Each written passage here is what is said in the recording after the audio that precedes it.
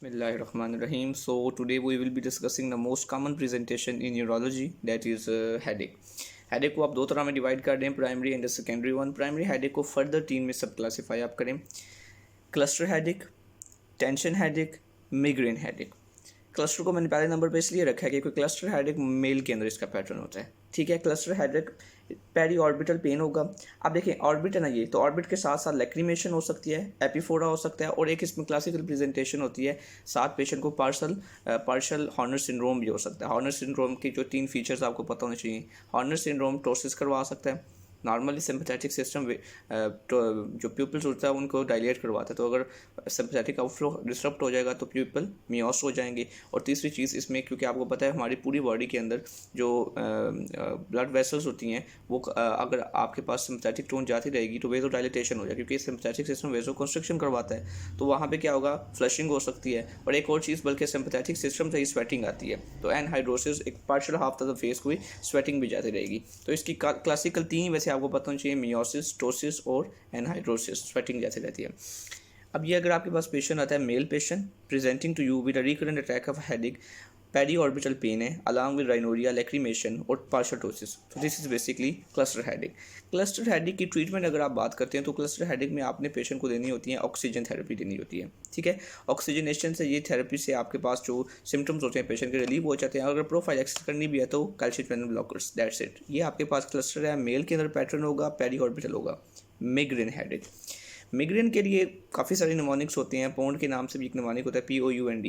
आप पाउंड को आप इस अंदाज में लिख सकते हो, पी से पल्सेटाइल हेडेक होगा. ये ऑनसेट के लिहाज से ये अब थ्रॉबिंग होगा. ठीक है, और उसके बाद यूनिलैटरल होगा, pulsatile, unilateral, throbbing headache, and for nausea, D for disabling. ठीक है, इसको जिस तरह भी आपने पैटर्न में रखना है, लेकिन ये इसमें क्लासिकल फीचर्स ये हैं. एक तो ये याद रखना है कि जब भी मिग्रेन का सिनेरियो आएगा ना, वो फीमेल की हिस्ट्री होगी, उसमें भी रिकरेंट अटैक्स हो सकते हैं. मिग्रेन के अंदर ऑरा की मेंशन लाजमी किया होगा कि पेशेंट को हेडेक से पहले कुछ ऐसे सिम्टम्स थे. मिसाल के तौर पे फ्लैशेस ऑफ लाइट का मेंशन हो सकता है, नमनेस मेंशन हो सकती है, मोटर वीकनेस हो सकती है, ठीक हो गई है, और उसके बाद उसको सर में दर्द हो गया. और पेशेंट अब चाह क्या रहा है, वो चाहता है कि डार्क रूम के अंदर चला जाए, कोई आवाज़ ना आए. इसे कहा जाता है फोटोफोबिया, फोनोफोबिया. ये क्लासिकल चीज़ें होती हैं जो कि आपके पास मिग्रेन हेडेक्स के साथ मेंशन होती हैं. क्या क्या?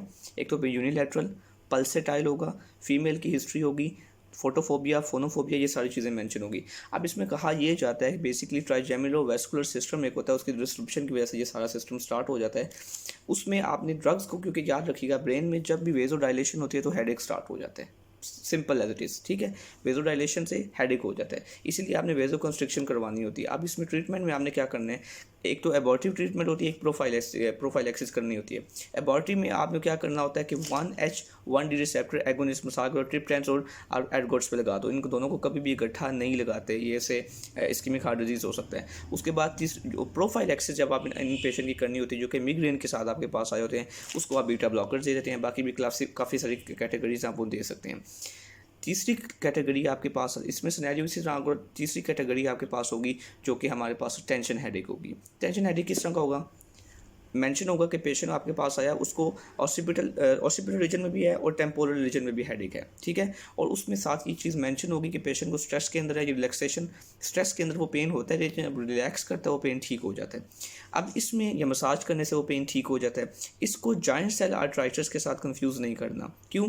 क्योंकि जाइंट सेल आर्थराइटिस, वो मैं सेकेंडरी हेडेक्स में बताऊंगा भी, वो basically different causes of headache है. उसमें पेशेंट को एक तो हिस्ट्री 50 ईयर्स से ज़्यादा की होगी. ठीक है, और दूसरा जाइंट सेल आर्थराइटिस में पेशेंट को जॉ क्लॉडिकेशन, ये चीज़ें मेंशन होगी, ESR मेंशन होगा, पेन मसल्स के अंदर मेंशन होगा, इस तरह की चीज़ें भी मेंशन होगी.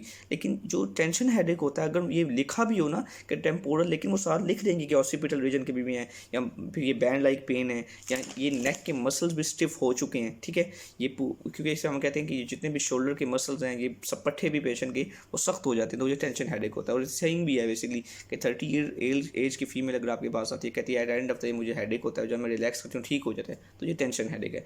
टेंशन हेडेक में शुरू में वही है, आपने एनासिड्स लगाने हैं, और अगर आप प्रोफाइलैक्सिस करना भी चाहें तो वेडापामिल पे लगा दें. ठीक है, सो ये आपके पास तीन कैटेगरीज हैं. मेल आया है, तो आपके पास क्लस्टर होगा, राइनोरिया, लैक्रिमेशन।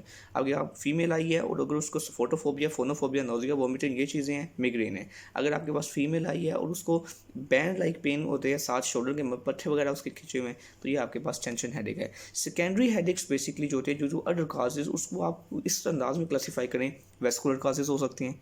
सब एरेक्नाइज हेमरेज होता है वो वर्स्ट हेडेक होता है लाइफ का पेशेंट का। थंडर क्लैप हेडेक होता है, उसको लंबर पंचर भी जब आप बेसिकली सीटी करवाने के बाद लंबर पंचर भी आप जब देखते भी हैं तो आपको जेंटोक्रोमिया नज़र आता है। उसमें आप दूसरा हेडेक आपके पास एपिड्यूरल हीमाटोमा, सबड्यूरल हीमाटोमा, ये मतलब ये हेमरेज, ये वेस्कुलर कॉजेज में आप एक तो याद रखें जाइंट सेल आर्थराइटिस, यहाँ पे आपको पेशेंट को टेम्पोरल रीजन में पेन होगा, एज ज़्यादा होगी, जैकुलाडिकेशन होगा। यहाँ दूसरा सब रेकनाइड हेमरेज याद रख लें।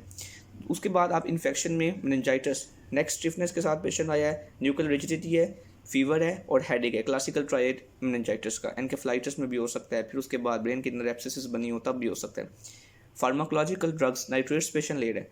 फिर उसके बाद ये जो कार्बन मोनोऑक्साइड की पॉइजनिंग है उसमें हेडेक हो सकता है।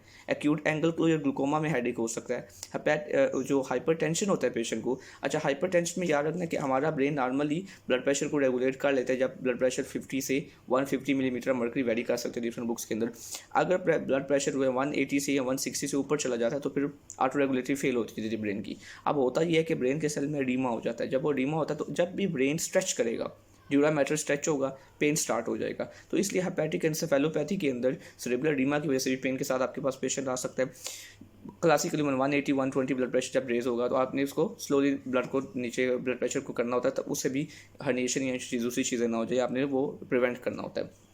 उसके बाद मतलब vascular causes, infectious causes, intracranial pressure के कॉजेज, आइज की कॉजेज, साइनोसाइटिस की वजह से हेडेक हो सकता है, प्रेगनेंसी में हेडेक हो सकता है, और कार्बन मोनोऑक्साइड पॉइजनिंग में हेडेक हो सकता है, ड्रग्स में हेडेक हो सकता है। तो ये डिफरेंट कॉजेज सेकेंडरी है। प्राइमरी आपको बस पता होना चाहिए, क्लस्टर, लैक्रिमेशन, राइनोरिया। दूसरा जो आपके पास आएगा मिग्रेन का, फोटोफोबिया, फोनोफोबिया। जो आपके पास टेंशन हेडेक आएगा, मसल्स पट्टे वगैरह उसके खींचे होंगे। अच्छा हेडेक के अंदर रेड फ्लैग्स आपने याद रखने हैं।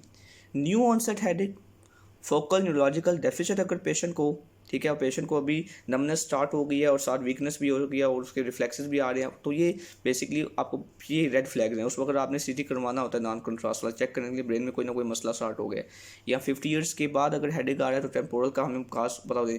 मॉर्निंग हेडेक के साथ पेशेंट आता है तो रेज इंट्राक्रैनियल प्रेशर हो सकता है। ये क्लासिकल सिनेरियो आपके पास पेशेंट आया, वो कहता है कि मुझे सुबह के टाइम दर्द होती है और ब्लडी विजन है, तो आपको वो सिनेरियो में पूछेंगे पेशेंट को आपको क्या लग रहा है कि क्या मसला है, तो रेज इंट्राक्रैनियल प्रेशर है, पेपिलर एडीमा हुआ है, ठीक है। तो ये आपके पास अब आपको रूल आउट करना है कि रेज इंट्राक्रैनियल प्रेशर पेशेंट को क्यों है, वो पता चल जाएगा, मैस लिंगन है। तो ये डिफरेंट कॉजेज ऑफ हेडेक हैं। जज़ाकल्लाह।